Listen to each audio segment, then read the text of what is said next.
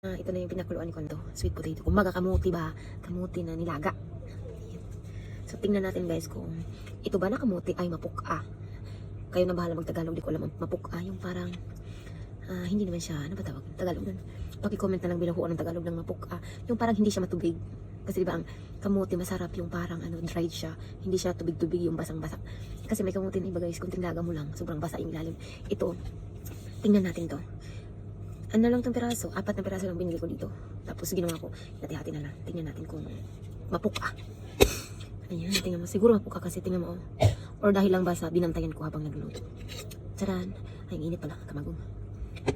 Pag hindi ito maubos ngayon guys, babaunin ko ito bukas. O diba? Nandito tayo sa abroad. Pero anong baon natin? Kamuti. Akon pamahaw. Babaunin ko ito as breakfast tomorrow. Ay, tapos guys, ang kamuti guys, may iba't ibang klase siya. May ibang magamot. Yung parang ganito-ganito ba. Hindi maganda ang pagkatanim. Ugat ba? Ugat-ugat. Ang hirap mag-Tagalog.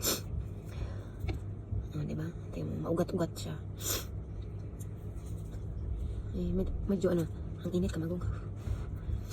Ay. Eh, parang maganda ang klase siya guys. Kasi, alam mo ba kung bakit?